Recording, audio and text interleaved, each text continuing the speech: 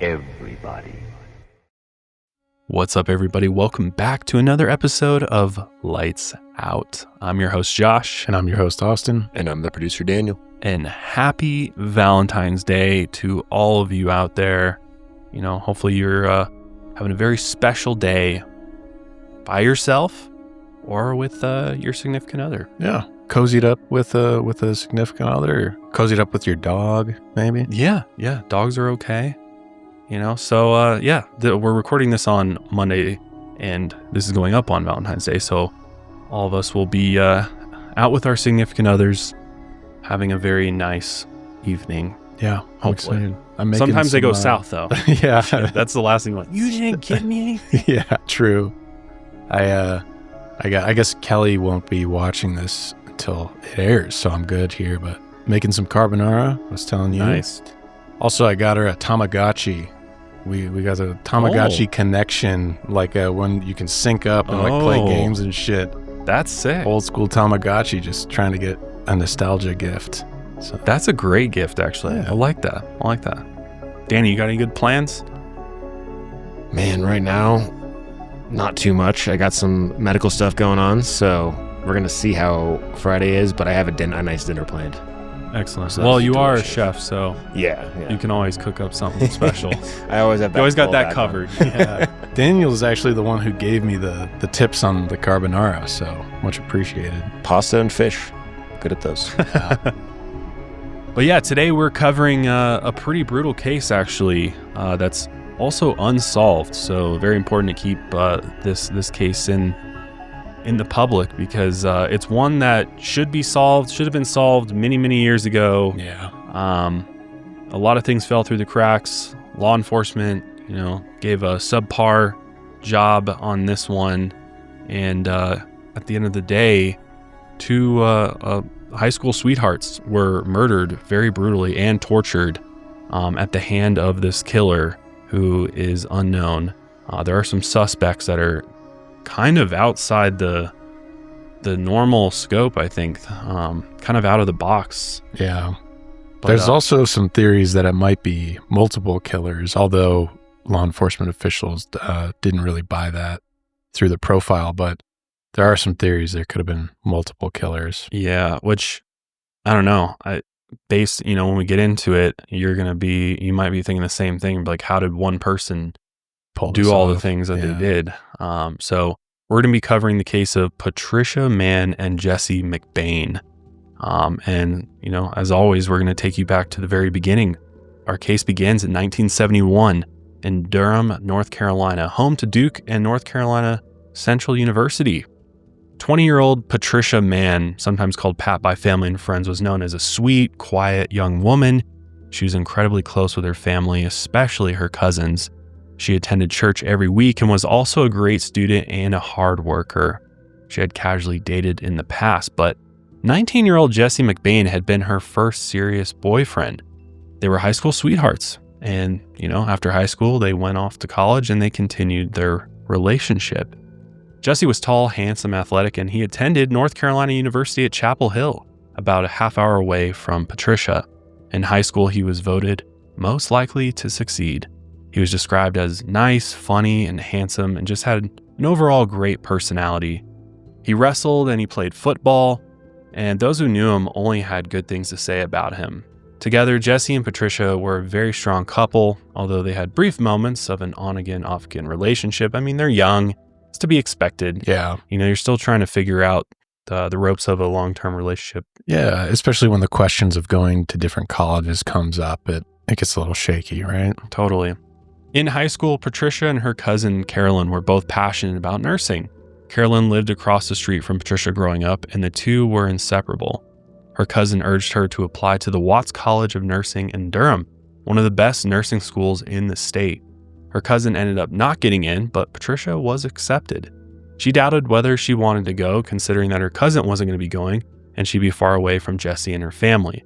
But they all urged her to go since it would be a great opportunity. Patricia and Jesse stayed together while she went to Watts and attended UNC. They'd gotten used to being separated since they had grown up in different towns and attended different high schools. As Patricia was from Sanford and Jesse was from Pittsburgh, North Carolina, Eventually, Jesse asked permission to marry Patricia, and her family gave him the go-ahead. He even gave her a promise ring to hold her over until he could officially propose. Unfortunately, they couldn't talk on the phone much because they were in separate counties, and at this time in history, long-distance calls were very expensive. Yeah, I kind of remember the tail end of it. Yeah, and they had to, I think it was, the prices got way crazier if it crossed county lines or something like that. Yeah, so they were like, we just don't have the money for that. And the only solution back then was to good old snail mail. Handwritten, which I think it's kind of more romantic, yeah. Although I don't think my wife will want any handwritten notes from me. You can't read it. Is it illegible? It's very bad. I have very bad handwriting. Yeah, I'm kind of insecure about it, but I'm great at typing. I'll type you up a letter all day long. There you go. You could do a typed letter. I would get a typewriter. Yeah. That would be really cool, honestly. Yeah. Those are, my mom had one of those. I remember her typing on a typewriter when she was in college when I was a kid, and I was fascinated by it. She'd be like, ka-ching, and then it was so cool. I would steal my mom kept hers for a really long time. It was an electric typewriter that she had used in school. And I would always bring it up to my room, plug it in, because I thought it was fascinating. And the way that it smelled when it turned on, all the electronics, it just had a weird, distinct smell. Like the feel of it too. Yeah, those were definitely the days, man. Yeah. It's a little bit more personal to write a letter too. Yeah, agreed. A lot more effort goes into it. Mm-hmm. But the small annual Valentine's Day dance at Watts Hospital, which is where Patricia worked at the time, took place in the winter of 1971, and she invited Jesse to the dance as her date. Jesse and his brother shared a vehicle together, a Ford Cortina. So at first, Jesse told Patricia that he couldn't go since his brother had plans to use the car that evening.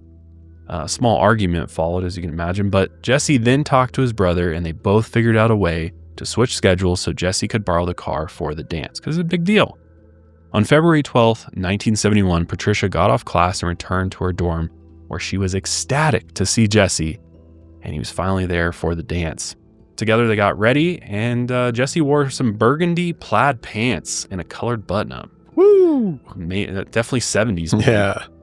And Patricia wore a white and pink checkered dress with green accents with a bow and a belt. Then they met up with some friends before heading off to the dance. Once they got there, the dance ended up being a lot more chill than they had expected. There was only about 50 people in attendance, so they only stayed for a bit before leaving at 11:30 p.m.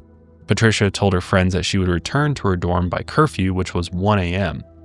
Normally, it was strictly 11 p.m., but because of the holiday, it was extended a couple of hours. She told them that she and Jesse were going to go, quote-unquote, parking, meaning that they were going to go find a secluded place in the car to go hook up. That was the thing. I like that lingo. We're going to go parking. Yeah, it's like a code word. Yeah. Now we're just so blunt about it. I'm going to go fuck my boyfriend. Yeah. In the back seat. Yeah. Now we got songs that are... Romance and chivalry. Have you heard that song, Diet Pepsi? No. By Addison Rae? It's a banger for sure. Just super explicit. But it's about like getting on in the back seat and she's like sipping on Diet Pepsi. It's just like... It's not like, Diet Coke? No, not Diet Coke. Yeah, I know. I was Come on. It's gross. Superior soda here. Yeah. As they left the dance together, this was the last time that they were ever seen alive.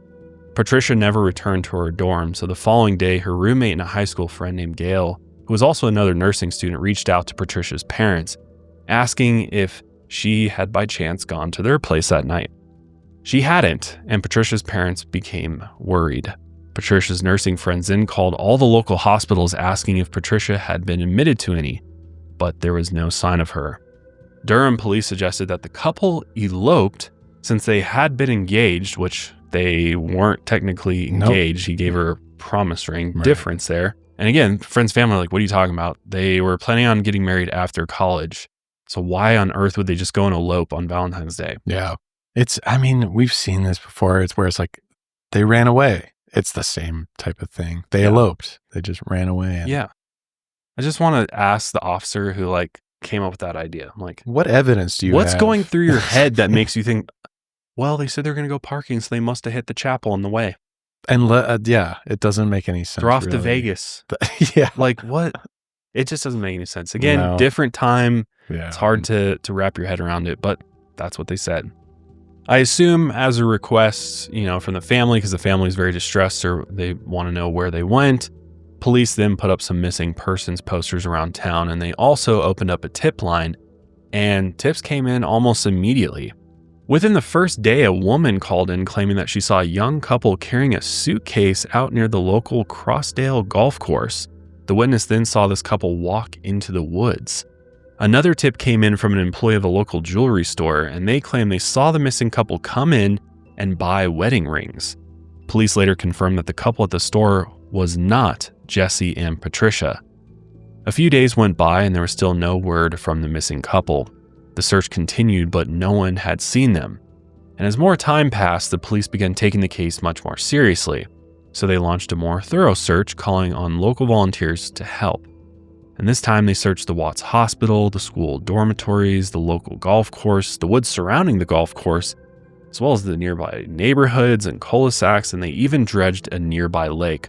But again, there was no sign of Patricia or Jesse until February 16th.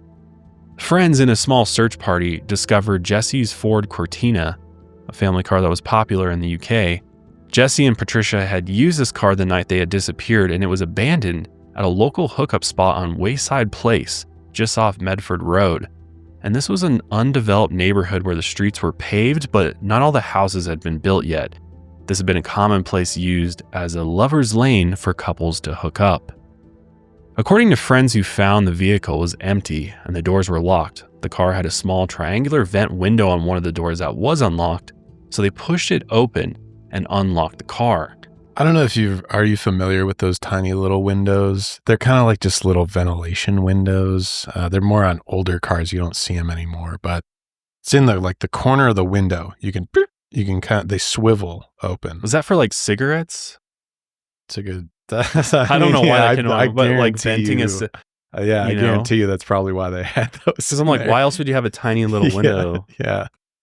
That's good. I don't know, it just came to my mind. They got cigarette lighters and the cigarette ventilation. Yeah. There you go. I assume that's what it was. I could be wrong. Yeah. So inside of the vehicle, nothing was out of place. The only things left behind were Jesse and Patricia's coats and a chocolate bar that Jesse had bought her as a Valentine's Day gift.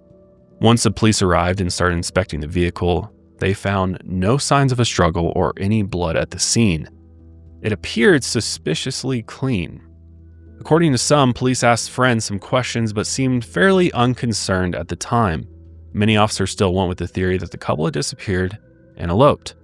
Meanwhile, friends and family continued to search for Jesse and Patricia because it still doesn't make sense. It's like, why would their car be found abandoned? They're nowhere near it. They haven't talked to anybody or showed up anywhere. And if they were going to elope, wouldn't they take the car? Right. How else are they getting to wherever they're eloping? What are they want to go on a hike to where they're going to elope? Makes no sense. I don't get it. So on the morning of February 25th, a surveyor, whose name was Robert Kirby, was checking a property out in a remote area near what's now called Duke Forest. And this is about 4 miles from where Jesse's car was parked at the end of a 1-lane road. So at the time, this was really just empty private property. All that was nearby were some small, sparse trailer park communities. I think nowadays it's a bit more developed if you go look at it on Google Maps. But as he surveyed the nearby woods, he spotted a grouping of trees, and nearby he saw something poking out of a pile of leaves.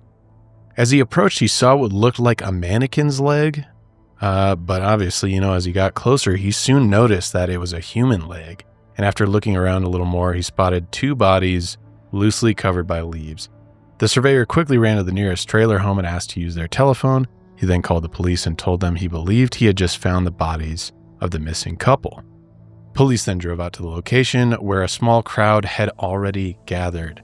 It's unclear how word spread so quickly, but some suspect the surveyor told residents of the trailer park, who then spread word to even more people. And this was really unfortunate because the crowd could have compromised any potential tire marks or footprints, but it had also rained in the area from the time when the couple went missing to when the bodies were discovered. So who knows, who's to say how much evidence was really even left behind. can you blame him for telling people? Right. It's probably the biggest talk of the town at the time was this missing couple. So no, I couldn't blame him. Or, I mean, someone could have overheard him talking to the police on the phone and Right. they spread that. So, because he had to go use somebody's phone. He could have just like hop on his cell phone and dial 911. Yeah. So I hope nowadays in the era of true crime, we're at least smarter to just go waltz through towards a crime scene. Right. I like how maybe we you have would a little think, bit but more I feel like common it sense. still happens. Yeah. There's still plenty of cases where, and usually it's because police didn't secure it as a crime scene, and they let people back into the property, right? Which is unfortunate, but yeah. This episode is brought to you by one of my favorite brands, Wild Grain. Wild Grain is the first bake from frozen subscription box for artisanal breads, pastries, and pastas. And man, do I love what they're doing over at Wild Grain. What's cool about Wild Grain is it was started by a family, a couple. Oh, nice. Yeah, it's like a family-owned business. And you can certainly taste the family-owned part of it. The because love from mom. It's like homemade. Mm. So imagine getting homemade pastas sent to your door. Everything's frozen.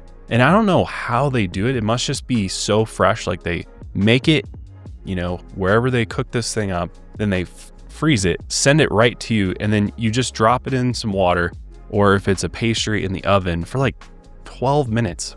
Yeah. And it's like it was just baked or, made right in your kitchen. Exactly. I made a sourdough loaf of bread. I didn't make it. I just threw it in the oven because that's frozen. Easy. Put it in the oven for like what? Yeah, I think it was. Yeah, it was like 10 to 12, and then you do have to let it cool off because it's really hot. So you gotta let it. But I cut into it, and Ian and I had it, and we were like, "This tastes like it just came out of the oven at a bakery." It was like kind of crunchy on the outside, but still like really moist and warm on the inside. Perfection. I don't know how they do it, but I'm not lying when I say this. This is the best like bakery items I've ever tasted, and even better than some of my favorite local bakeries. I don't know what kind of magic they're doing over there, but it is so impressive. The pastas, the pastries, and don't get me started about their freaking chocolate chip cookies, dude. Yeah. I made some for the Super Bowl yesterday. I had to be physically restrained to my couch because I kept going into the kitchen, sneaking bite after bite. I'd be like, oh, my daughter wants some more cookie. No, half of it's for me. But Wild Grain is absolutely amazing. They take all the hassle out of baking. I mean, if you've ever tried to bake, you know how hard it is, how miserably you end up failing most of the time. And just take that off your plate. Let Wild Grain make you fresh pastas and pastries and bread all day long for you. And it's all made with clean ingredients. There's no funky names. There's no weird chemicals. It's just the best of the best. So are you ready to bring all of your favorite carbs right to your doorstep? Be sure to check out Wild Grain so you can begin building your own box of artisanal breads, pastas, and pastries. And for a limited time, Wild Grain is offering our listeners $30 off the first box, plus free croissants in every box. And the croissants are, you would think that they were just like shipped overnight from France. I mean, it's that good, dude. Put some butter on there.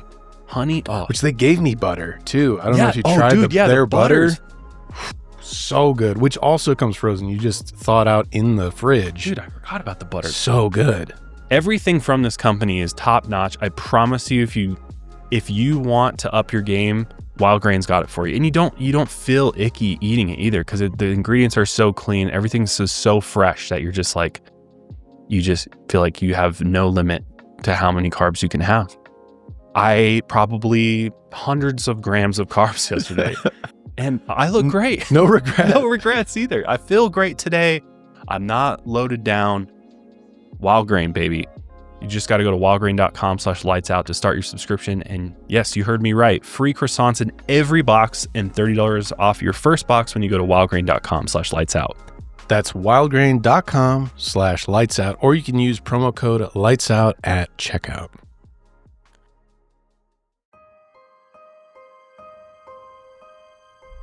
So the human remains were found at the base of an oak tree whose trunk had a diameter of about 10 inches, so not that big of a tree. Investigators believe that the original positions of the bodies were in a sitting down position back to back against the trunk, and they were tied around the tree with a type of rope called sisal rope, sometimes called sisal hemp, although it's made from the agave plant. Much of the rope was still intact, so put a pin in this because this rope will come into play much later in the story. So their wrists were also bound with short lengths of rope in a complex knots, and the rope passed 4 times around the left wrist, 3 times around the right wrist, and there were several knots between the 2 hands. Their hands were also connected to another rope that was tied around the base of the tree. There was another length of rope tied around each of their necks using double knots. So quite complex knot setup here that they have to keep them. Well, it's kind of a strange place for a killer to put their victims tied to a tree like this. Yeah. And reportedly, the knots around the neck, these were snug, but they were just left a little bit loose. And you'll understand why a bit later. Although initially they might have been back to back in an upright position against the tree, the bodies were found slumped towards the ground in more of a lying position. And it's generally believed that they were possibly pulled further down to this position and then covered with the leaves to hide them. So the culprit didn't want these bodies found. Family members later confirmed the identities of both bodies of the deceased to be Jesse's and Patricia's remains. They had been found 13 days after they were last seen. And when they were found at the base of the tree, their clothes and their shoes were still on. Jesse had a pack of cigarettes in his front pocket along with the keys to his car in his pants pocket. Patricia wore the promise ring that Jesse had gotten her, along with a pearl bracelet and a necklace. Police figured, since they still had these items on them, that theft was not the motive here. Autopsies were performed on the bodies in a Chapel Hill University hospital the same day they were discovered. The medical examiner concluded that neither had been sexually assaulted, nothing was taken off the bodies, and there were no physical signs of a struggle. They also concluded that they had died shortly after they went missing. So on Patricia's autopsy report, a groove mark bruise from a rope was reported on her neck. They also had hemorrhaging noted on the soft tissue around her hyoid bone, which suggested strangulation. Other signs across the body signified oxygen deprivation. Reportedly, Jesse's autopsy results were nearly identical. It also revealed tight, knotted ropes around his neck and wrists. Both bodies also had 2 to 3 small puncture wounds to the chest, which likely happened after they had died, according to the medical examiner. The only significant difference between the 2 victims was that Patricia had a 1-inch tear in her liver, which the medical examiner suspected was the result of a blow to the abdomen, possibly by a fist, before death. Since there was speculation that Patricia might have gotten pregnant and the couple was running away, the medical examiner also confirmed that she was not pregnant. Some rumors suspected they were high or drunk, but their toxicology reports came back clean. The probable cause of death for both was strangulation by ligature. Evidence, meaning the ropes. Evidence from the autopsy and evidence from the scene indicated that the ropes tied around their neck were repeatedly tightened and released, causing them to slowly die. So the rope was tightened, then let go to allow the victims to regain their breath and or consciousness, and then they were strangled again. This was evident by the mud on the victims' shoes and the, quote, troughs in the mud where their feet were thrashing in the mud as they were strangled repeatedly. So it was theorized that the offender would go to one side of the tree, pull on the rope until one of the victims lost consciousness, and then move to the other side of the tree to do the same thing to the other victim. So just back and forth. And they estimate that this may have gone on for about 2 hours until both victims eventually died. The medical examiner was of the opinion that there were 2 offenders pulling on the ropes at the same time. So there's a little bit, we'll get into why there's an argument, 2 culprits versus 1 culprit. Yeah, I was just going to say too, when as we're describing this, I'm thinking through how this all played out, and that obviously getting some graphic images in my head, but clearly whoever did this, this screams like personal vendetta against one of them, or both of them. And I think that's evident by the fact that they were tortured for at least 2 hours in a pretty brutal way. I mean, really to be brutal. slowly suffocated to death. Over and over. And just imagining these ligatures in your neck with these knots that are just digging in and like, I don't know. I can't even imagine. I mean, that just seems incredibly just painful and a horrible way to go. But not only that, the puncture marks, in my mind, I think once they lost unconsciousness and the killer thought that they were dead, they made, double sure that they were dead by doing those puncture wounds, is my guess. Is why they had that. And then the extra tear to Patricia's liver, and based on the medical examiner, that was some type of blunt force to that area of the body, also sort of reinforces my thought that this was some type of jealous, person that wanted to be with her, something like that. And just, it was like very personal, this attack. These murders were, not random in my mind. This seems too premeditated, too planned out for this to be just some type of crime of opportunity. But yeah, I had another thought. I like that. That seems reasonable. I also thought that possibly was Patricia trying to escape, trying to fight back to some degree, and that blow came from like a form of control before they were tied up or something like that. I could also see. Yeah, definitely. So if we take it back a little bit to how they even got out there in the first place, it was suspected that someone approached Patricia and Jesse while they were in the car, and it's believed the person must have been some sort of authority figure, possibly a police officer or someone impersonating a police officer, and possibly someone the couple knew. And this is suspected because it appeared that both Jesse and Patricia willingly got out of the vehicle. If you remember, there were no signs of a struggle in or around the car. So then the couple was possibly put into the trunk of the offender's car and then driven out to the woods. Some suspect the offender might have driven Jesse's car and later returned it to the spot. It was also discovered that Jesse's car had been wiped clean, which is why it was so suspiciously clean. There were no fingerprints, not even the victims inside or on the vehicle. What's interesting about this is I think there's a couple scenarios that could have played out here. I think the possibility of an authority figure, a police officer, or somebody imitating a police officer would make sense to some degree. But also, I mean, if these two are parked and hooking up, they're not paying attention to anybody, their surroundings necessarily. And so it's also possible this would probably be easier with two people rather than one, which I think is interesting. But then they could have been, pulled out guns and said, get out of the car. Or they could have been chloroformed, and that's a possibility. I mean, there's a lot of different ways that you could pull somebody out of the car. And, signs of a struggle in a vehicle, I mean, what does that even mean? And were they looking for like the dash is smashed or something like that? And cars are fairly durable, right? Like it takes serious, lots of kicking and things like that. True. A pretty big struggle to leave significant damage inside the vehicle. And again, it seems very obvious that whoever abducted them went back and cleaned it up and wiped everything down and put back whatever was out of place. So this is someone conscious of leaving behind evidence. Yes. So which also goes into the theory of like someone possibly in law enforcement.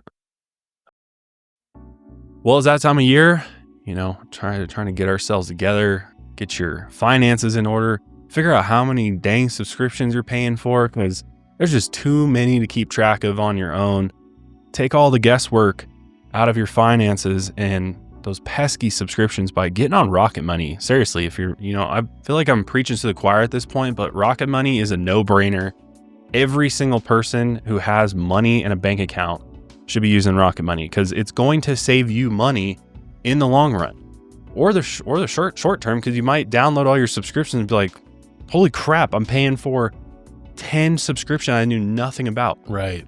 Have you ever had that, like a subscription that just was... Yeah, little hidden one? Hidden one? Absolutely. I found one like a few months ago through Rocket Money, actually, because they were being, and I'm not going to put what subscription it was on blast, but they were being sneaky, and it had like thrown the email also into like my spam folder. Oh, no. So I didn't even get the notification, and it was for a year subscription. Oh, those are the worst. The annuals. It was like over $100 for this subscription. I was like, damn, I'm glad they caught that because I wouldn't have noticed it. If you're not familiar, Rocket Money is a personal finance app that helps find and cancel your unwanted subscriptions, but it also monitors your spending for you and even helps lower your bills so you can grow your savings. You just get signed up on the app, you connect your bank account, it just syncs all the data in there, it breaks everything down for you, it shows your expenses, it shows you your utilities, it shows you your subscriptions. It lays it all out in a very beautiful, easy to understand type of way. And then they also have other features that are really nice, including uploading a copy of your bill to Rocket Money, and they'll actually go out and try to negotiate a lower rate. They also, some premium features that I love and take advantage of. There's credit monitoring, there's net worth tracking. You can add all of your investment accounts and all these other things to where you can truly manage your whole personal portfolio all in one app. And it just makes it so much easier, especially if you have a couple bank accounts and you're constantly logging in and everything else. Let them sync it all up for you. And I bought way too many jazz records last month, so they're going to be like, hey, buddy, there's going to be, they'll send you an alert. They'll say, oh, you spent quite a lot. Spent a lot more this month on these records. Yeah. I'm like, I'm sorry. You're breaking budget, buddy. Yeah. Tone it back. I was. Rocket Money has over 5 million users and saved a total of $500 million in canceled subscriptions, saving members up to $740 a year when using all of the app's premium features. So cancel your unwanted subscriptions and reach your financial goals faster with Rocket Money. Go to rocketmoney.com/lightsout today. And that's rocketmoney.com/lightsout. rocketmoney.com/lightsout. Get it.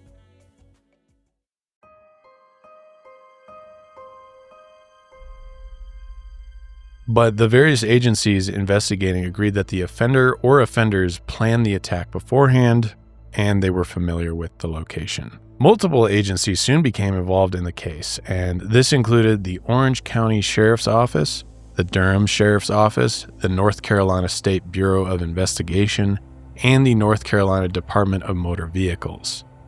Police Sergeant Tim Bowers of the Durham Police Department was the first investigator assigned to the case, and he had actually just been promoted to detective that winter. So Sergeant Bowers then reached out to New York criminal psychologist Dr. James Brussel to create a profile of the killer. So Dr. Brussel had aided police in the Boston Strangler and New York's Mad Bomber cases. And according to this psychological profile of the Valentine's Day killer, the killer was between 25 and 40 years old, athletic, and a paranoid person who was, quote, out to cleanse the world. The offender was a loner, neat, precise, and had an above-average education. He also might have had a personal grudge against the victims, which Josh was saying. He was probably clean-shaven, might have had a criminal record, had an excellent work record, didn't wear flashy clothes, appeared to conduct himself properly, and may have suffered from childhood rejection by his mother. He often considered himself to be above other people and judged them harshly. Dr. Brussel also believed that there was only one offender because the psychological profile determined that this type of criminal wouldn't have taken any unnecessary risks that come with an accomplice. Things like snitching or maybe being sloppy, right? Like if someone's really OCD about the kill and was planning this, you don't want anyone else to screw it up. From then on, police mostly suspected only one offender had committed the crimes, but still some suggest that there was possibly two, including the medical examiner. If you remember from their report, they figured that there were two offenders. Yeah, and again, unless they were held at gunpoint and walked out there, if they're disabled or disoriented or anything like that, it's going to be much more difficult for one person to get, basically two adults out to the woods, right, by themselves. Is it possible? Yes, but to do it all in complete secrecy and to know exactly where to go and not leave this big long trail of, right, dragging someone or something like that, or risk something falling off of them. I mean, one seemed pretty difficult unless you have total control of the situation, which right. still possible. So I don't know. I think the medical examiner's note is something that shouldn't just be disregarded. The way that the police did. But yeah, there might have been some rank pulling there. Like, oh, this guy's worked on several high profile cases. We got to trust his psychological profile. I'm assuming that played a part into it. But many leads were investigated over the years, but the case unfortunately went cold for a variety of reasons. Difficulties like separate case files and disagreements between different departments and offices, as well as struggles to narrow in on suspects and a lack of physical evidence, ultimately led the investigation nowhere. No arrests were made. But armchair investigators have proposed that even the Zodiac Killer or the Golden State Killer were involved, but really their MOs and locations did not line up with the Valentine's Day murders. Yeah, and I mean, totally different state. Yeah. Together, different side of the country. Not even close. I think this tends to happen with unsolved cases after a while. People just start throwing out theories. names. Yeah. For a while after the murders, locals avoided the woods of Duke Forest, where Patricia and Jesse were found, fearing that a killer had lurked there at night. Years passed with no developments in the case, and then in 2011, investigators Tim Horn and Don Hunter from the Orange County Sheriff's Office found a box of evidence relating to this case. Tim Horn said, quote, "Rubber bands had broken, paper clips had fallen off, pages were out of order. The file was a mess. It was just all thrown into a box. Once we got this back together, we each made a copy and we would compare notes."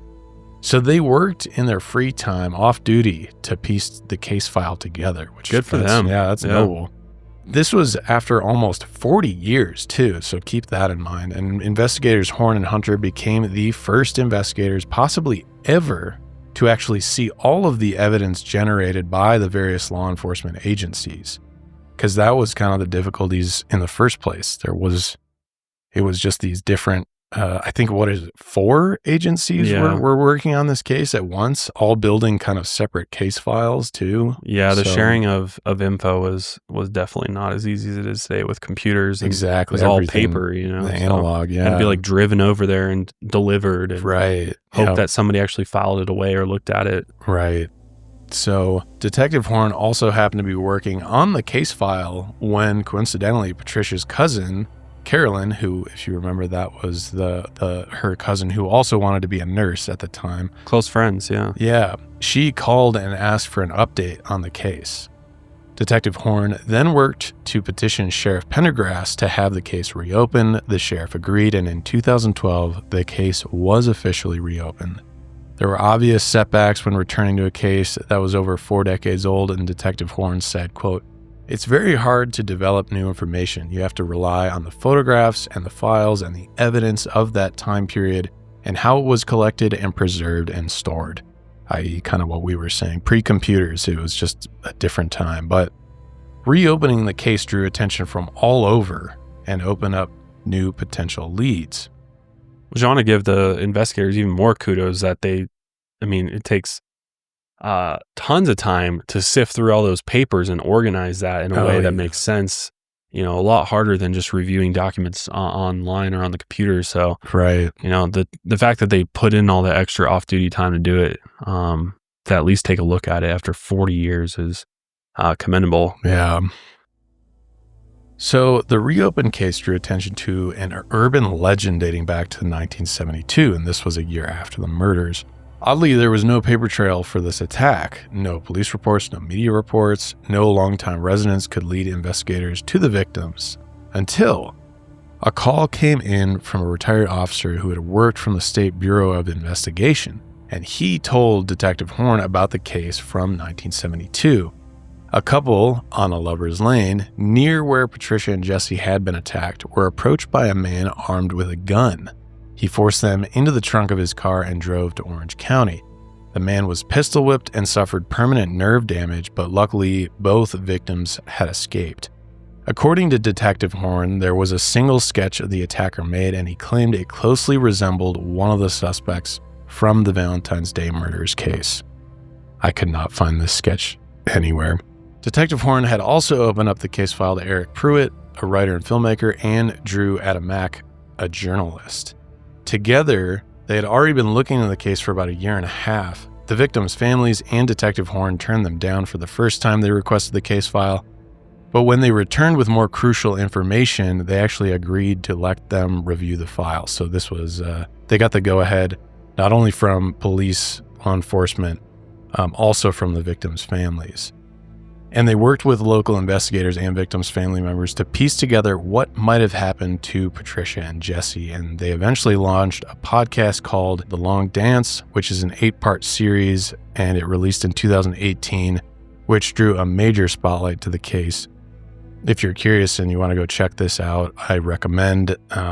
It's a ton of interviews. They have like a lot of phone interviews with people who were involved in the case, some of the investigators, some people who knew the potential suspects, et cetera, et cetera.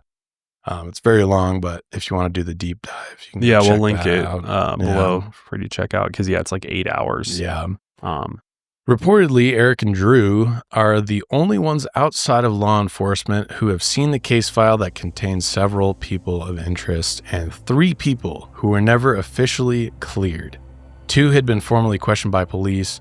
Only 1 was questioned after 2011 and is still alive. The other 2 have passed away. Yeah, and this is the maddening part about this case is once you start hearing about these suspects, you're like, why on earth did they not go harder at these guys? Yeah, they seem, all 3 of them seem problematic at best. At best, yeah.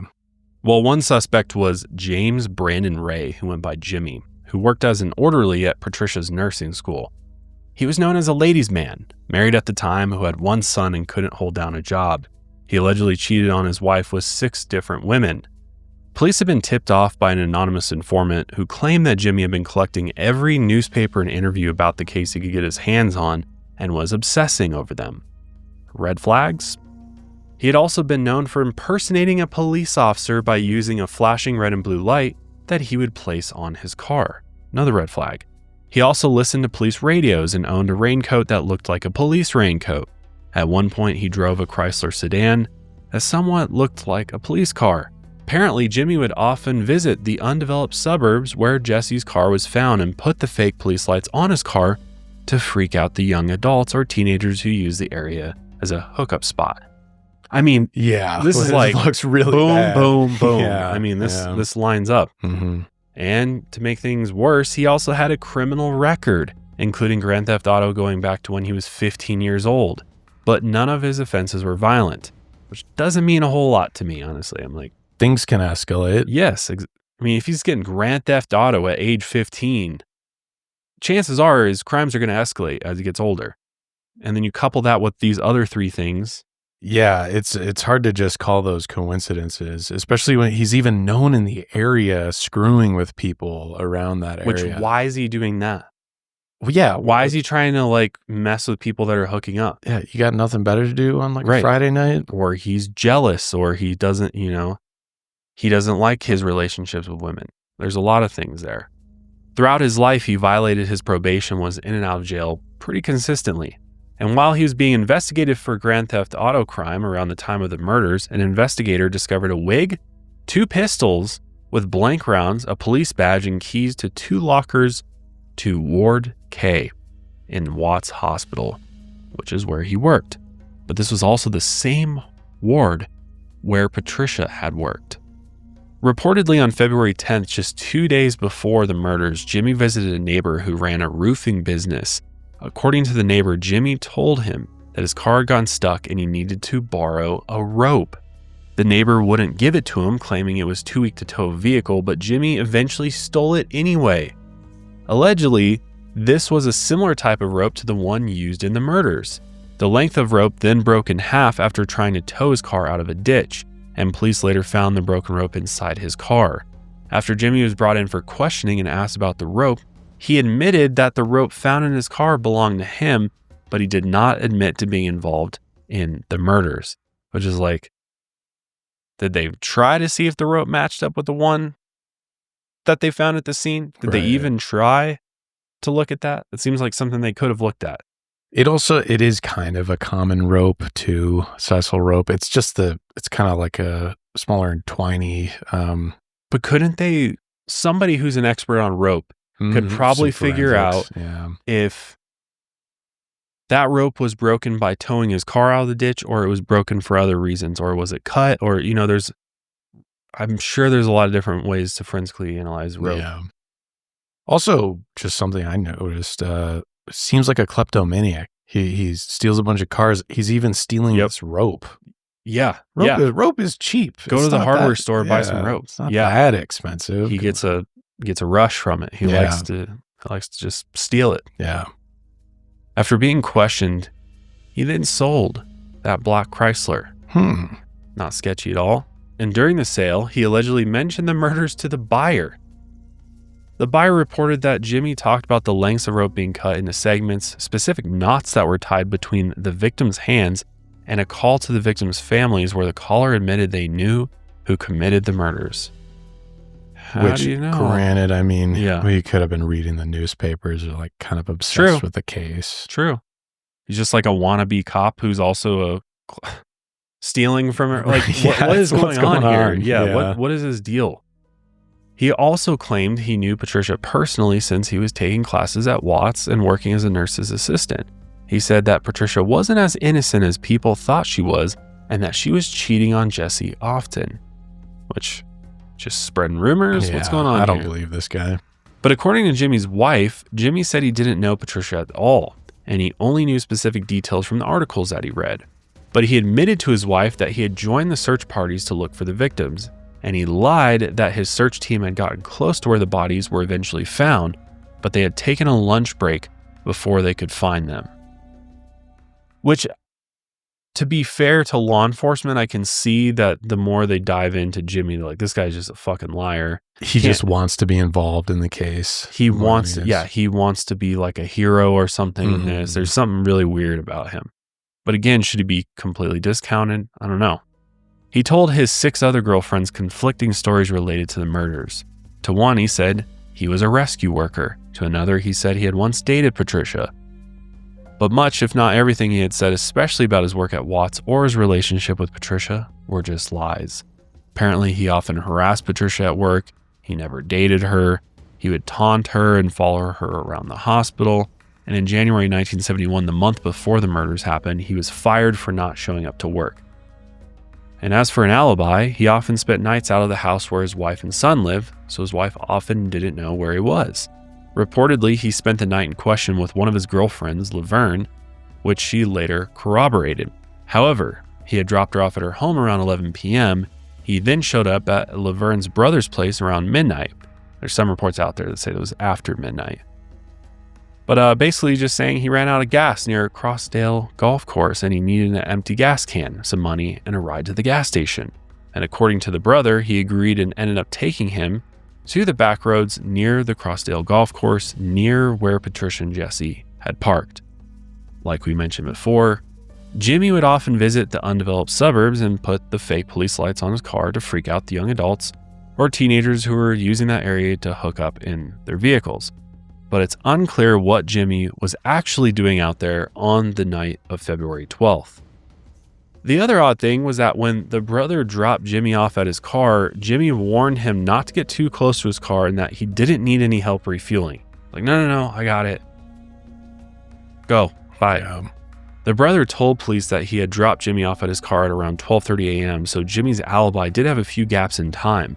Plus, Jimmy's mother apparently lived near the Duke Forest area where the bodies were discovered.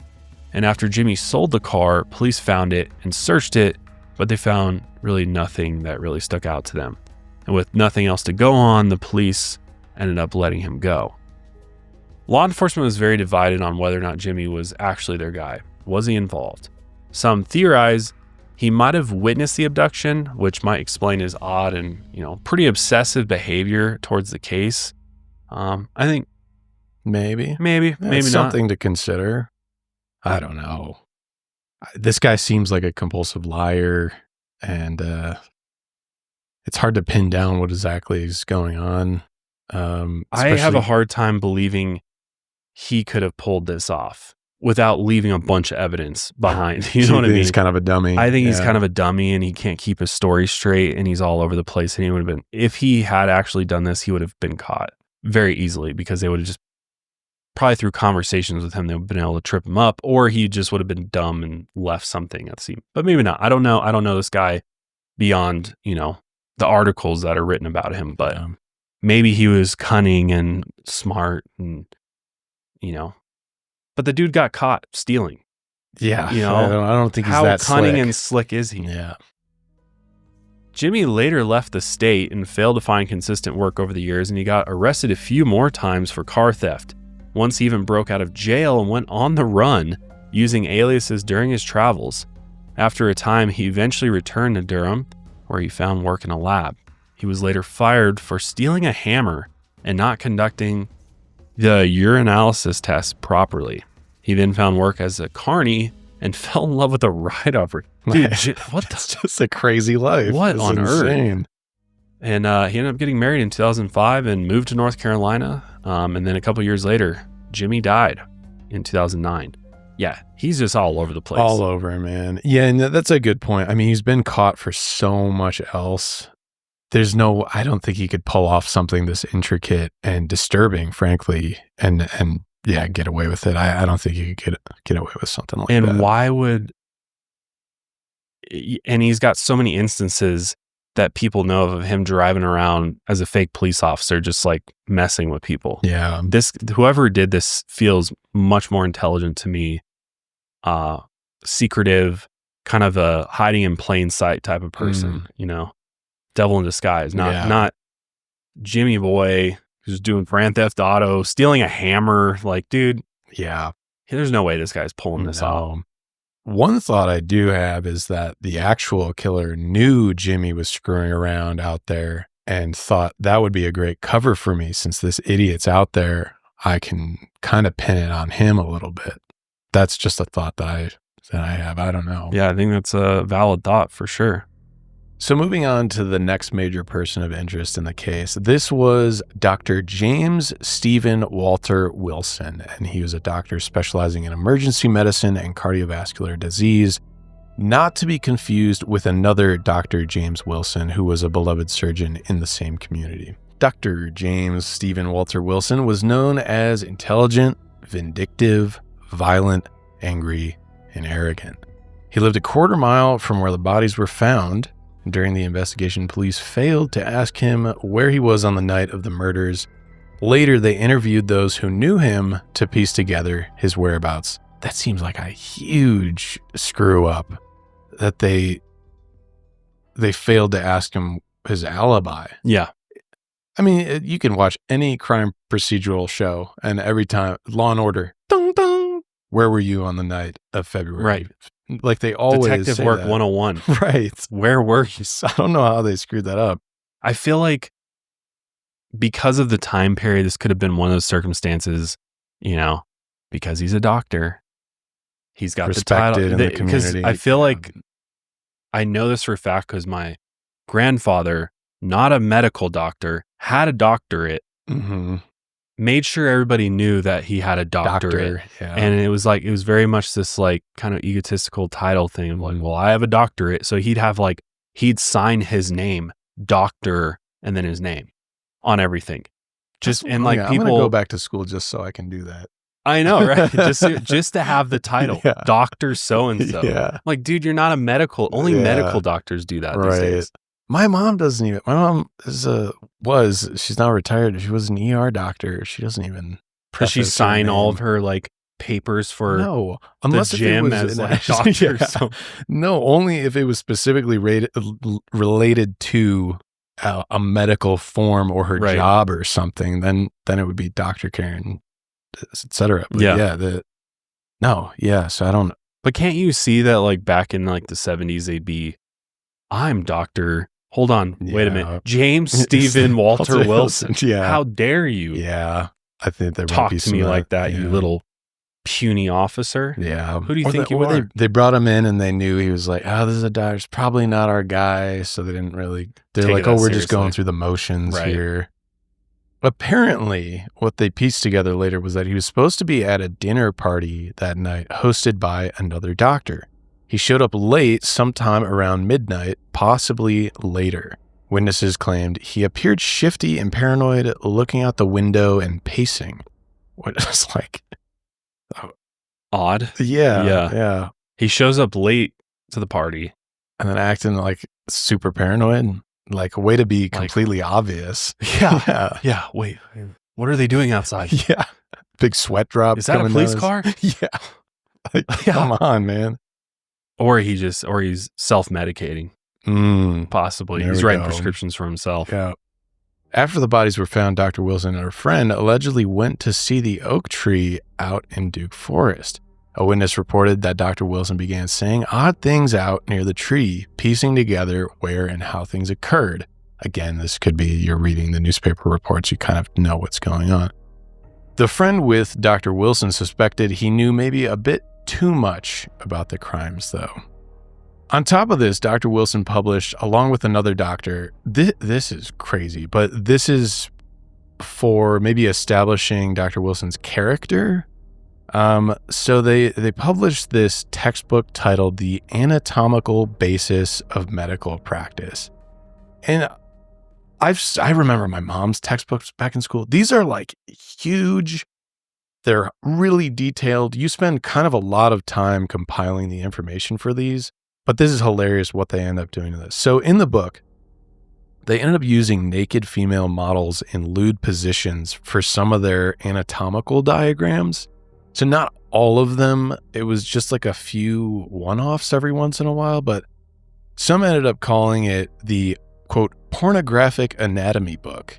And the photographer, who was Peter Goland, was a famous glamour photographer from California who often photographed pinup models. He might have even worked for Playboy at one point. But on top of this, the odd sexually suggestive language used in the text mentioned things like using women during sexual intimacy to, quote, study female anatomy. The text even joked about how unfortunate it was that they couldn't reveal where the models lived. What the fuck is this? So just completely, it's just some misogynist making what they think is like a cheeky a medical textbook, but just comes off really weird and disturbing and gross. But the response to this is hilarious.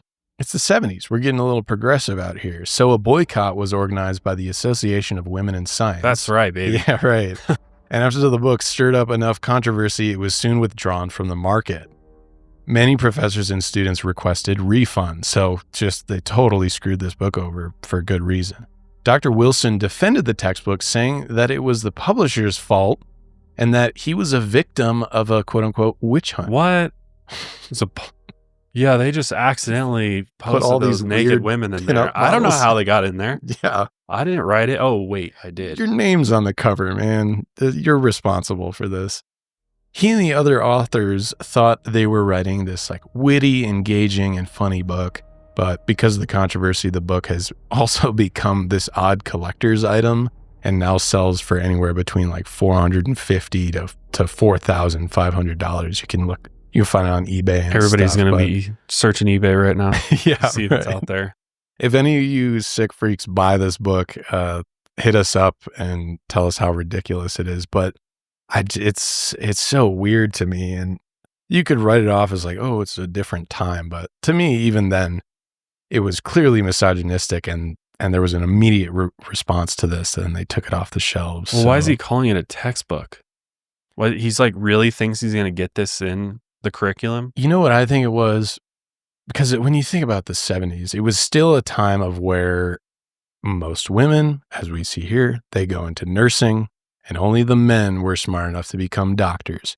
So all the men who are purchasing these textbooks are these like, they're trying to be cheeky and perverted and like try and play into like all the men are doctors. So why don't we make it a little fun? I think that's my theory on why they tried this. But it was just stupid. It didn't fly then. No, yeah. It certainly wouldn't fly now. Yeah. So on top of this, Dr. Wilson also reportedly violently threatened the life of one of the activists, Dr. Estelle Ramey. She was the one who boycotted the book and helped remove it from the market. So this wasn't just, I love that goes completely against my point too, where there were female doctors out there But I was more proposing that it's like that was the stereotype. Yeah. Like all women become nurses, all men become doctors. But now there's men that are nurses. Yeah. And they're it's like great Meet nurses. the Fockers. Yeah, exactly. It's great. After her death in 2006, Dr. Ramey had made such an impact during her career that she was eulogized by Justice Ruth Bader Ginsburg. That's legendary. So she made quite an impact during her life. So Dr. Wilson's vile interactions with women continued. At one point, he assaulted and threatened to kill a fellow female student in a parking lot at Duke University because they didn't want to date him. Yeah, they're like, you fucking creep. What are you doing? Definitely some incel energy here. But the fact that he's threatening to kill is very concerning. Yes, absolutely. It shows there's a monster underneath that. Definitely. That white coat. Yeah. And confident enough to do that in a university parking lot.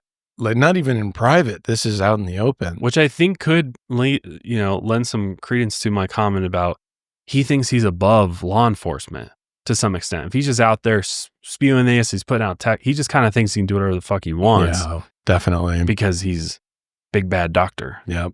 This will soon come to bite him in the ass, though, because hopefully literally bite him.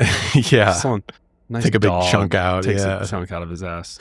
So while married with children, he then did the same thing to the head of the anatomy department at Duke University. And this was finally a big enough infraction to where he was later placed in the psychiatric ward at Duke. That's great. I hope they restrained his ass. And he went kicking and screaming all the way to the psychiatric ward. Yeah. Then he apparently, while in the psychiatric ward, he found God. Of course he did. Yep. And was released from the ward. That's why they released him. He found God. He was just like, yeah, I'm a reformed individual. I'm better now. He says, I burned that textbook. I got my Bible now. Yes. We're all good. I'm right with Jesus now. Yeah. It's and that's like such an old play in the playbook, right? But clearly he wasn't reformed because not long after he threatened to kill his own wife, but admitted he wouldn't know what to do with her teeth, meaning he planned to dispose of her in a way so she couldn't be identified. So now he's making clear, it's not even like threatening someone's life here. He's now also admitting to like, I kind of fantasize about planning this. Yeah. Even if he's just joking, like that's a crazy thing to say to someone, especially your own wife. Well, he's clearly read some books on human decomposition. There you go. So he's concerned that how am I going to get rid of the dental records that are me? Yep. That would be left. He then, on top of this, physically assaulted his wife with a hot kettle in front of their two sons, and she and the sons fled to her sister's house.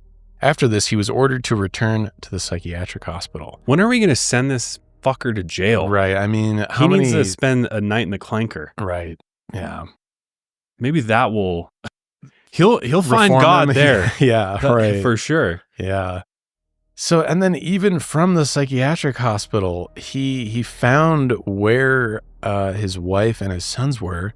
And then he sent horrible letters to his sons saying really disparaging things about his wife and how unfit she was to be their mother. There are things that I just don't even want to say. So by 1976, he was divorced and was married to his second wife. Oh, of course. Yeah. One day, he locked himself in their house in Memphis with his stepson, and it took police and hostage negotiators 5 hours to resolve the situation. I think it was like at 4 a.m. they finally finished. Apparently, he admitted he was acting strange because he was just too drunk, and it was basically left at that. And I think that's a bit more of the police being like, yeah, he's a doctor. We'll leave him alone. He was just drunk. It was a one-off. But yeah, he was never charged with that. It was just an incident that happened. Yeah, that's nuts. When revisiting Dr. Wilson as a person of interest, investigators noticed that all of his female victims were blonde, and Patricia Mann was also blonde. So in 1971, Dr. Wilson, by his own admission, had reportedly been teaching a class in respiratory therapy where he first met Patricia.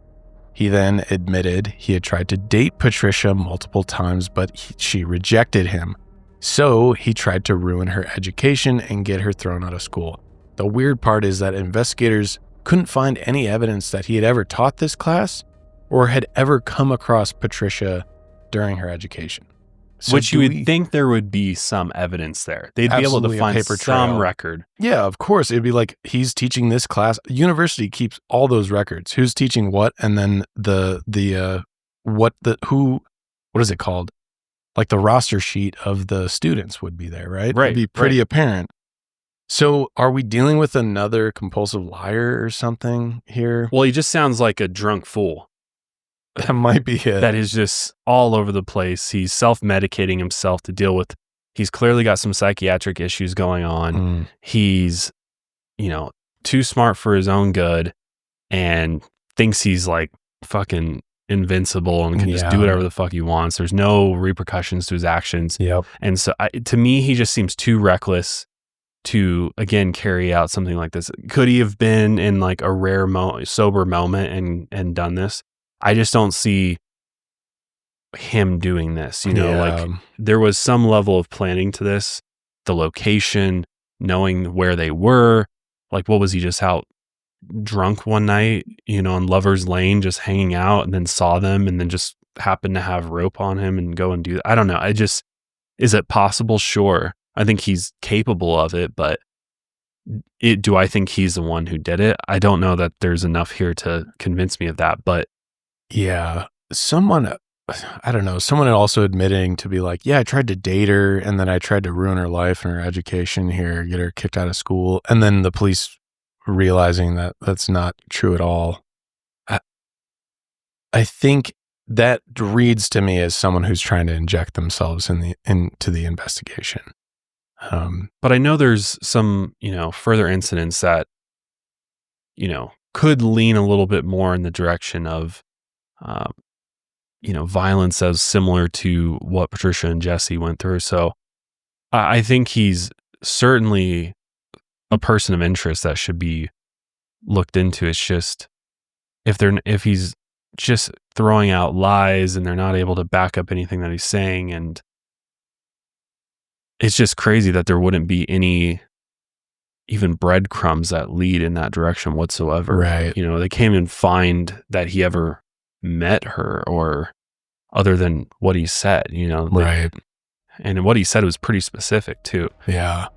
By his own admission, he was also questioned by police in the strangulation of a woman named Betty Gale Brown. This was a university student in Kansas in 1961. She had been strangled in her car with her own bra strap. She was not robbed or sexually assaulted, similar to the murders of Patricia and Jesse. Her case remains unsolved. When investigators tried to corroborate this information with police in Kansas, they said Dr. Wilson had never been questioned. Investigators began to suspect he might have been a consistent liar who wanted to participate in the case. He had also claimed he had been in New York on 9/11, on the ground helping survivors, and he admitted he was involved in the murders of several more local women, along with other publicized crimes and tragedies. What? Yes, he just seems off his rocker. Yes. Really. I think it's pretty clear. Yeah. He is not in a, stable frame of mind. Yeah. So according to estranged family members, they believe Dr. Wilson suffered from undiagnosed schizophrenia. As far as I can find, he was never officially diagnosed, but that's coming from estranged family members. Some said he was brilliant but dangerously delusional, and that his hallucinations and paranoia resulted in his bizarre behavior. I could believe that. His own sister even called him a pathological liar with a mental disturbance, but ultimately she didn't believe he was capable of murder. He later retired, lived alone in an apartment, and passed away in 2009 from heart failure. When the investigation was reopened, although Dr. Wilson had already passed, witnesses still talked about him to investigators with a significant amount of fear in their voices. And rightfully so. I mean, he seems like a really scary guy. Yeah, anybody that's had encounters with this guy. Notice we didn't say there's any like good stories, good memories, good positive interactions with him. He's just completely, just out of it. Yeah. And but this, so they're like, all right, well, possibility. Again, he's passed, so there's not really much more you can do there. But for investigators, the suspect that stood out the most was a doctor at Watts Hospital named Robert Carl Britt. And this is the only serious person of interest in this case that's still alive today. The Long Dance podcast goes into great detail with interviews and eyewitness accounts against Dr. Britt, but from the lack of substantial physical evidence, Dr. Britt has never been indicted. So again, if you're interested in checking out that series in more detail and check out those interviews, we'll have a link for that 8-part series. But it all started back when an odd call was made to Jesse's mom, Hilda, in the mid-90s and traced to a local office plaza on Hillendale Road, which is less than a mile from where the couple was abducted. The caller claimed that they had killed her son, and when she asked who it was, the voice responded, quote, "Dr. Britt, I killed your son." But police did not bring Dr. Britt in for questioning at the time. Detectives also discovered that James, or Jimmy Ray, the other suspect, shortly after being released from jail, had found work with Dr. Britt in a medical lab in Durham later on. If you remember, we were just talking about that earlier. Mm-hmm. Some suspect that if the theory of two offenders was true, it's possible the two might have been Jimmy Ray and Dr. Robert Britt, men who both had a history of violence, were in the area at the time of the murders, and were known to impersonate police officers. So Dr. Britt, he came from a wealthy, influential family. He was a valedictorian of his high school, an Eagle Scout. I think it's very, very important when talking about knots. Nobody's better at tying knots than an Eagle Scout. There you go. I'm actually really bad at tying knots. I forgot. Have you said you're an Eagle Scout? I am an Eagle Scout. Yeah, I think I've mentioned that before. I was a Cub Scout. Nice. And I don't even know if I got to Weebelo or not. I was a Boy Scout for a little while. Yeah. I wish I would have stuck with it though. Some good skills. It was a good time. Some good memories. Unfortunately, like a lot of my friends dropped out by Boy Scouts. Eagle Scout's hard. It was, yeah. It's not a walk in the park. You got to commit to it. No, especially when I was 18 or 17, because you got to do it before you're 18. I was like, don't you have to do like a big project at the end? Yep. Yeah. Yeah, I don't know. It's hard when you're a 17-year-old boy to be like, I gotta do a project. Like it was really school. tough. Yeah, it was tough. Did you get your Eagle at 17 or 18? I got it. Funny enough, I got all my papers signed like the day before I turned 18. Nice. Yeah, because I think you have to it before you're 18. Yeah. Oh yeah. Speaking of Eagle Scout. Yeah, me too. Oh yeah, Daniel's an Eagle Scout too. Yeah. I got mine at 15. Yeah. Also, welcome Tom to the podcast. I had to switch out. Yeah. Sorry, my bad. But yeah, Tom, also an Eagle Scout. A lot of work, right? Yeah. Yeah. Honestly, I would gladly do it again. You learn a lot, honestly. You do. I agree. And I think especially in these times, a lot of those skills are good to have. That's true. You know, shit hits the fan and we got to go off grid. You're going to at least have a leg up. I can survive a few days. Yeah. Yeah. You know, add a few supplementary skills in there and you'll be good to go. I mean, between the two of us, we could start a fire, build a shelter out of just nothing. Dude, we were having, unironically, this exact conversation when I helped out on set before we went on our break, where they were doing like community questions. And one of the questions was like, what would your roles be if you were like all stranded on an island? And it quite literally boiled down to just like Janelle and Kendall being like, Tom, you will do everything and we'll help out like where we need to. We'll gather, you build. That's great. Yeah. No, I know the Boy Scout organization's had a rough time. A very rough time. And their numbers dwindled because of it for very good reason, I think. I even remember you do that final meeting when you make Eagle. Yeah. And I did mention that. I was like, I'm highly disturbed at things that are going on within our organization. So that was kind of my like farewell. I got to at least say something about it. But now they're known as what? They're not even called Boy Scouts. It's just Scouts of America. Yeah, because now it's co-ed. Anybody. So. Yeah, Yep. Mm-hmm. Right. But Dr. Britt, so back to him, sorry, took a little side road there on Scouts for, yeah. Good old Scouts over here. Well, Dr. Britt, he was a Sea Scout as well. Which is I think it's just Boy Scouts, but it's more oriented in like the navals. Yeah, exactly. It's like the Sea Org for Scientology. So he was an Eagle Scout and a Sea Scout, and he was on the football team, valedictorian. This guy's just crushing every life goal a young teen could possibly have. Mm-hmm. He then went to UNC at Chapel Hill School of Medicine, and after graduating, he became a doctor. He got married in 1957, and he fathered a daughter. He also had a suspicious incident involving the death of a man about a decade before the Valentine's Day murders. On September 9th, 1961, early in the morning around 1:40 a.m., Dr. Britt was on his way to Atlanta to attend a family wedding. A mill worker was walking alongside a 2-lane highway near a bridge, and according to Dr. Britt, the man was standing in a frozen position along the bridge when he approached. At the last minute, the man tried to dive out of the way, and Dr. Britt claimed he tried to avoid him, but he hit the man head on and carried him on the hood of the car for over 70 yards before he rolled over the car and off the back. The man died as a result of his injuries, and Dr. Britt was never charged with a crime, although he was sued in a wrongful death lawsuit that resulted in $3,250 payout, which is chump change Not for that this much, doctor. Yeah. The mill worker did have a wife and kids, and it took his wife 3 years to settle the costs of burying her husband. God. Got totally screwed. Dr. Britt also had a history of poor behavior and anger at work. While working as a doctor, Dr. Britt apparently flashed a gun. He just gun-toted. Good God. At the hospital? Yeah. That's Underneath crazy. his white doctor's coat, this dude's strapped. He's like, what'd you say? Yeah, why? That's He's so like, crazy. we're unarmed, sir.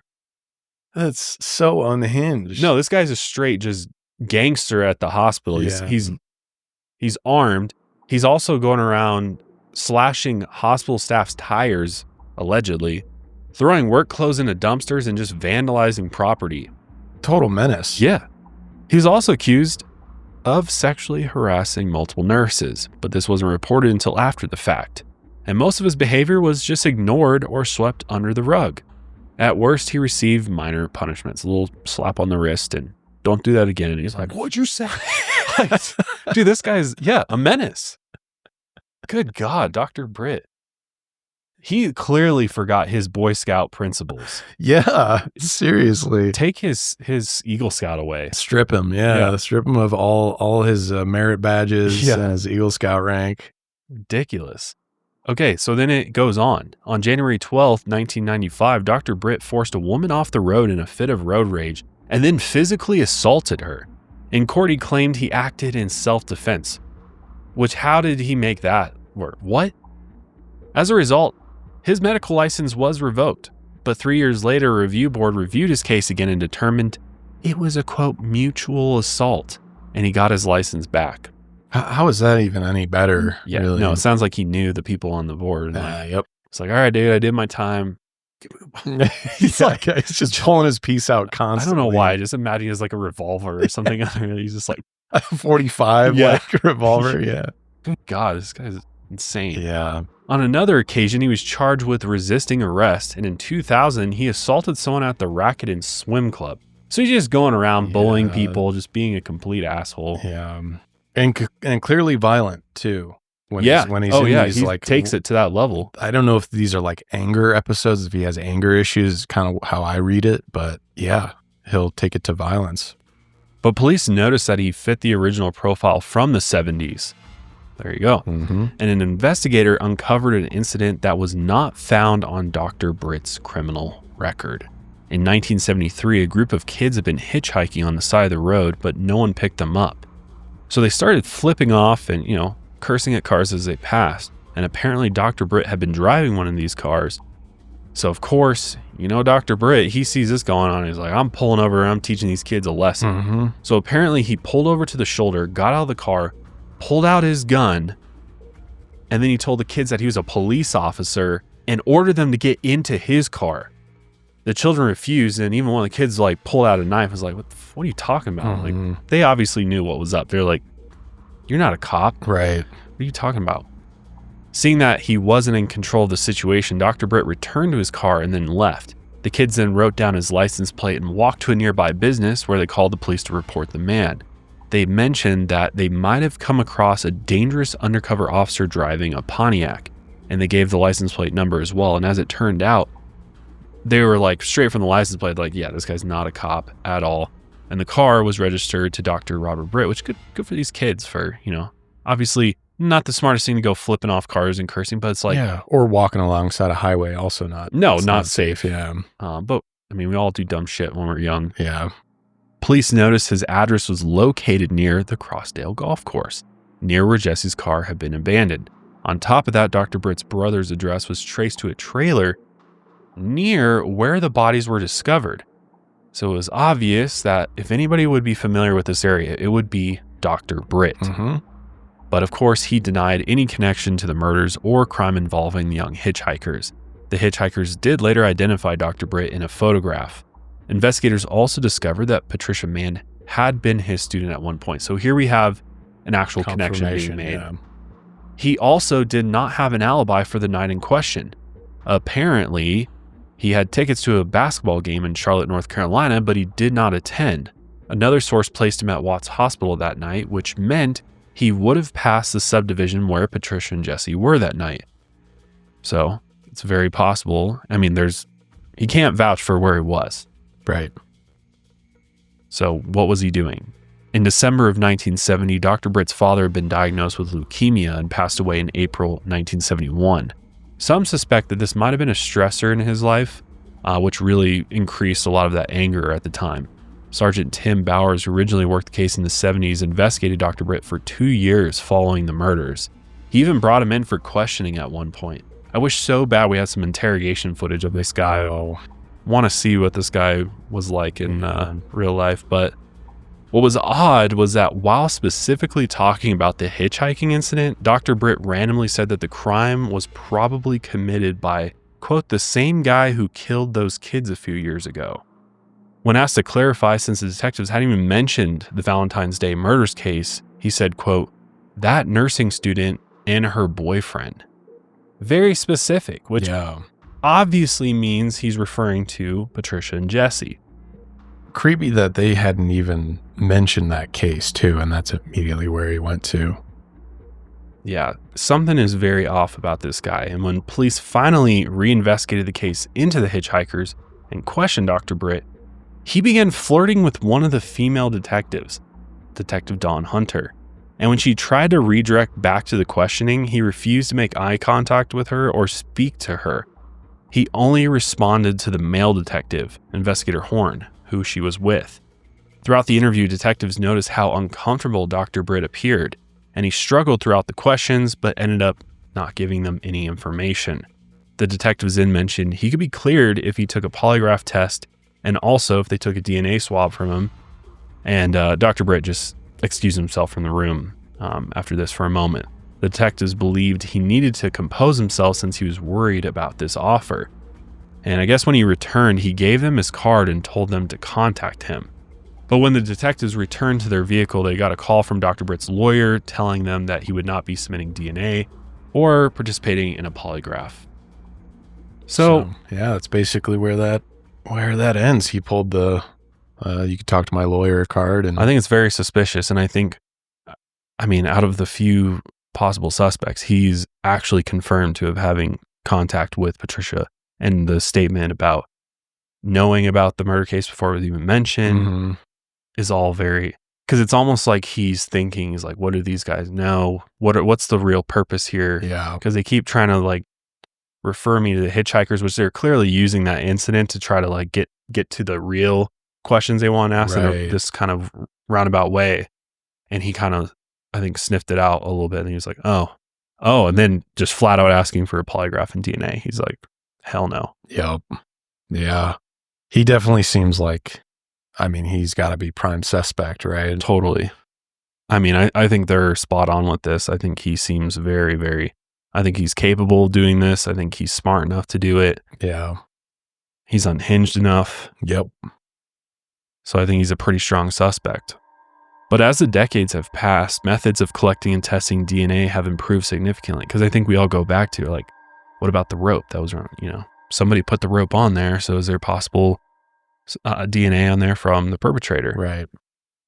Well, there's a method called the MVAC retrieval system, which was introduced in the 90s, and it's used to extract DNA evidence. The MVAC is a wet vacuum. just like your shop back that you clean your car. Yeah. My upholstery cleaner. Yeah. Which is funny because it kind of does, in a way, kind of look like that to some degree. It's got the hose attachment where they suck things up. Works virtually the same way. Yeah. But it's a DNA collection device that uses a spray solution and vacuum pressure to collect DNA from porous or rough materials. And only 80 of these machines exist in the world, which is wild. 40 of them are in the U.S. Guilford County, North Carolina, had gotten their hands on one and let the investigators in Durham use the machine for this case in 2018.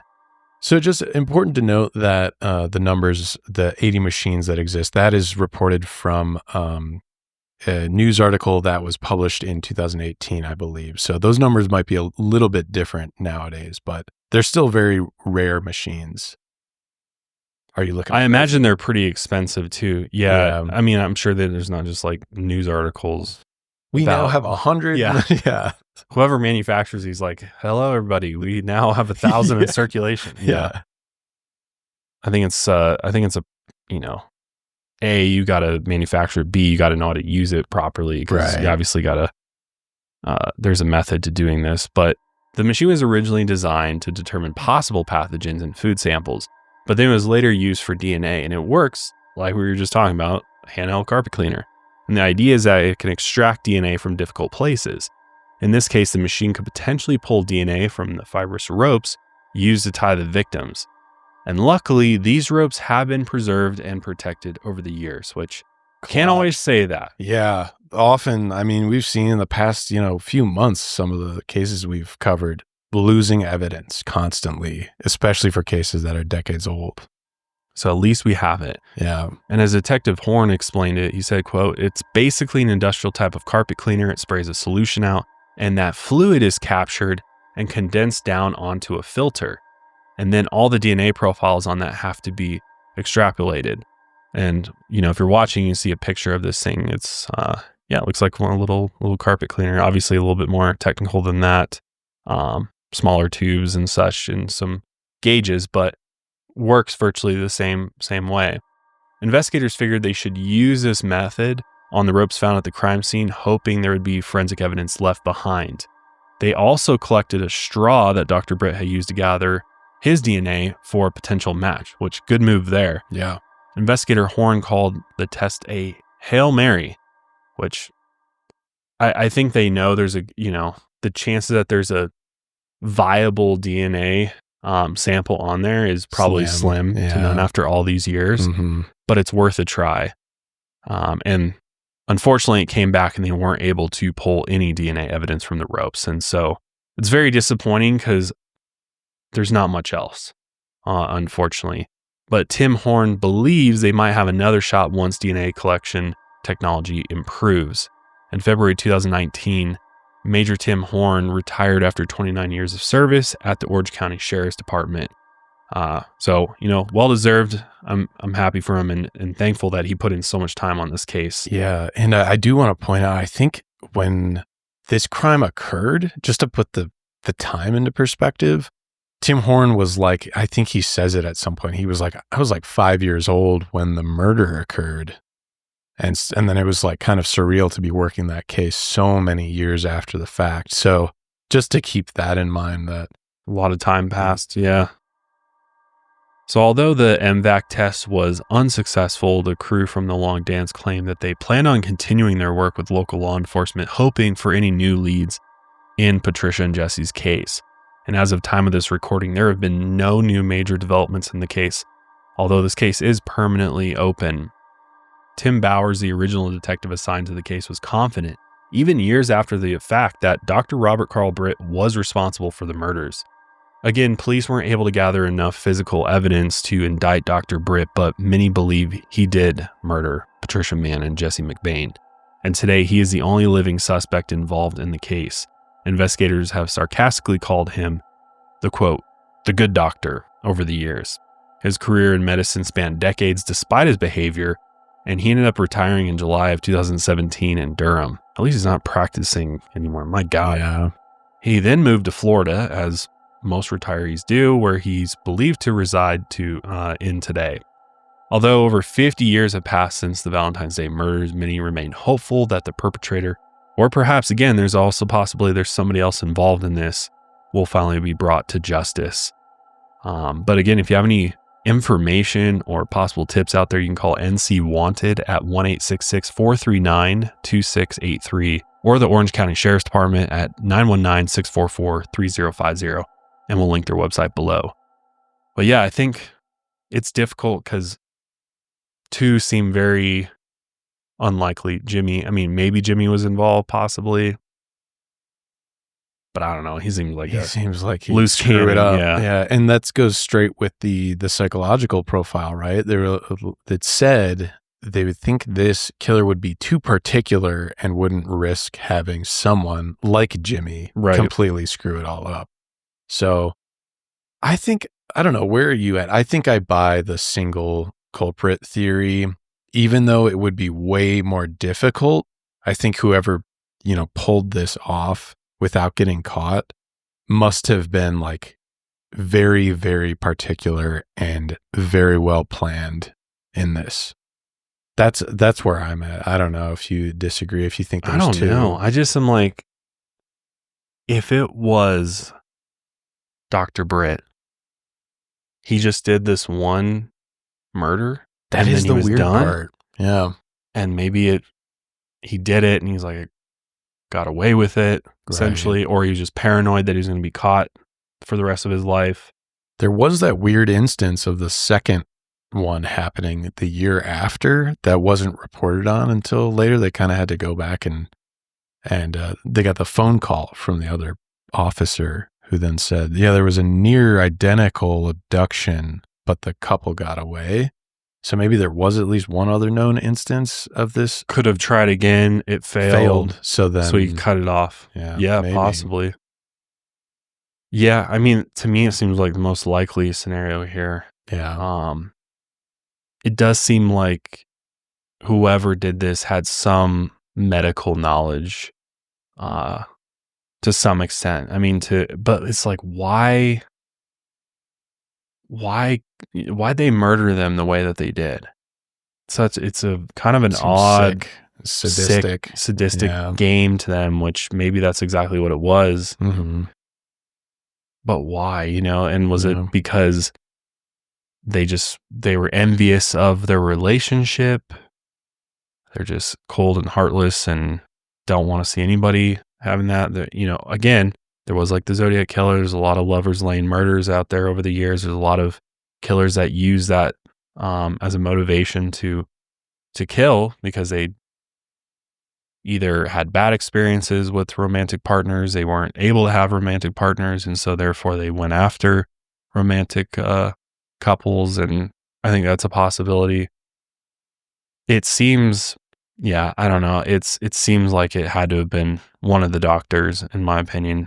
I think they're very close with Dr. Britt, and they just can't get the evidence. Yeah, because I think something else would have surfaced. Somebody would have said something if there was some random person. I guess it could be a drifter or something like that who was just passing through. But then also the sheer fact that Dr. Britt lived near the abduction site, right, and then had his brother, or was it his mother? His brother lived right where the bodies were found. It's like, oof. Is that just a weird coincidence, or is there?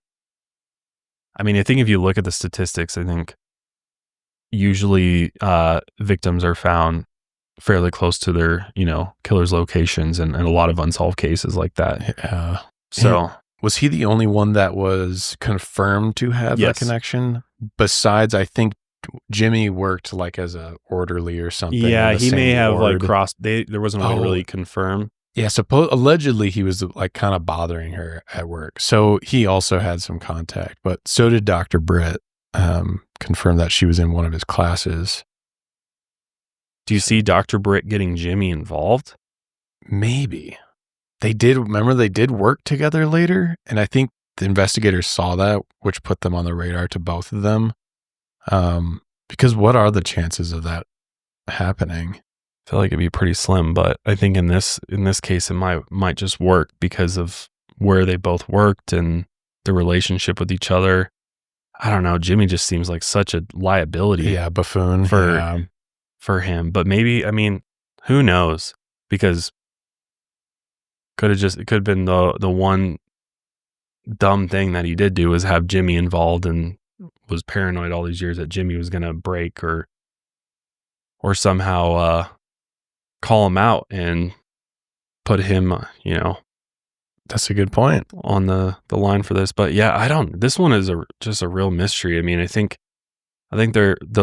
police are probably on the right track. They just don't have enough and they were hoping they were going to be able to pull some DNA and hopefully have it linked back to Dr. Britt. Yeah. What do you think about that phone call? The one where it was, I killed your son. My name's Dr. Britt. Do you buy that? I know we've come across cases where people are just weirdos and they're just calling like crank call. Why would he do that though? Yeah. Why confess and say your name like that? Or somebody's, I don't know, somebody's pretending to be him, or I don't know. Right. Jimmy? If Jimmy's involved, maybe someone involved trying to out the other person, maybe. But this was in the 90s and it was never really followed up on by police. So that either meant like they kind of just scoffed at it, or they did look into it and there was just nothing substantial there.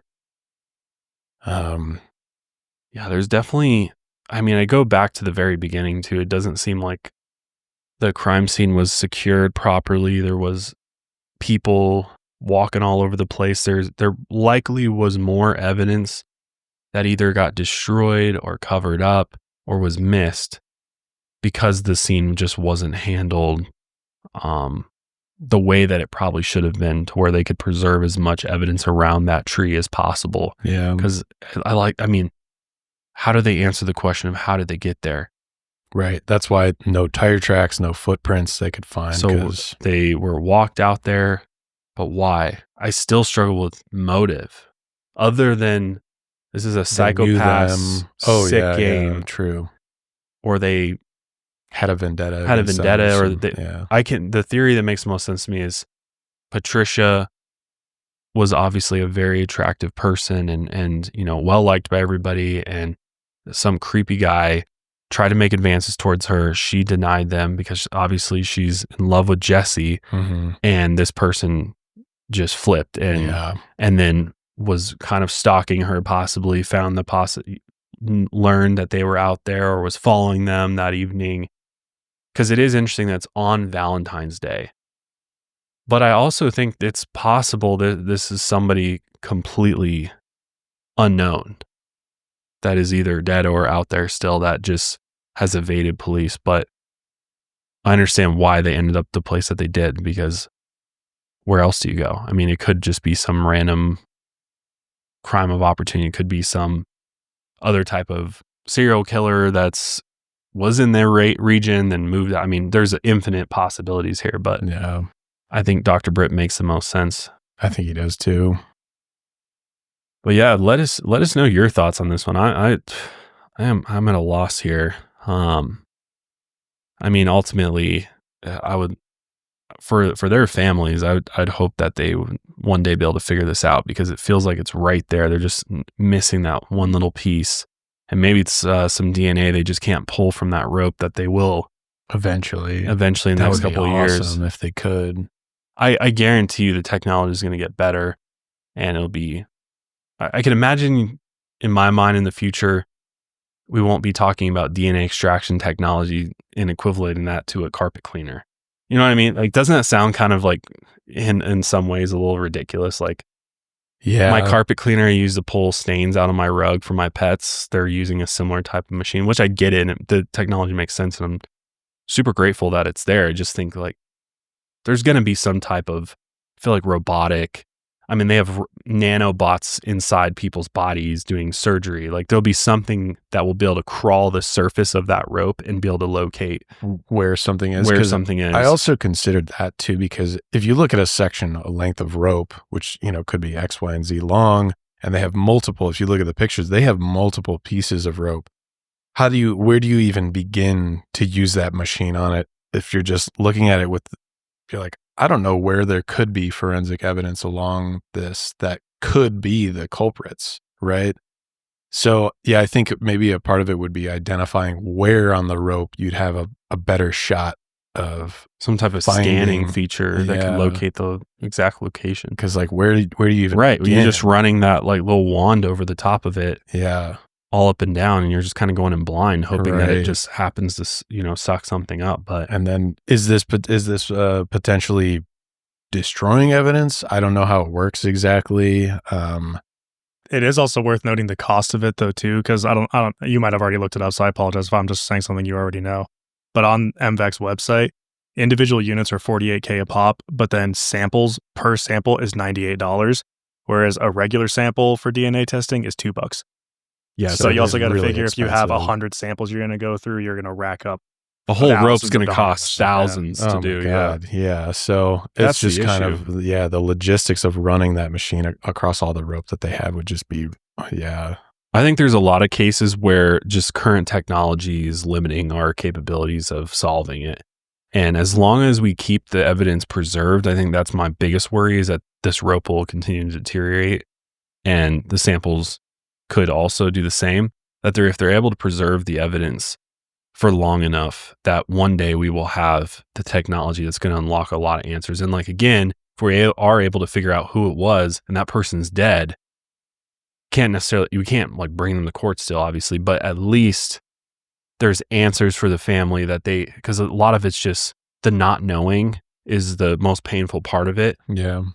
And being able to have that answer of what happened, the sort of the complete story of who did this, what happened, can maybe helps bring some peace sometimes. But yeah, it's really tough. I hope that the family eventually gets justice in this case. And, there's any way, or, family member of Patricia or Jesse's happens to see this, I'd love for you guys to reach out to the Higher Hope Foundation if there's a way that we can help possibly pay for some DNA testing down the road, or, in other ways. We're always here to help. But we're going to go and wrap up today's episode there. Again, hope you have a fantastic Valentine's Day, and we'll see you guys next week. Till then, lights out, everybody.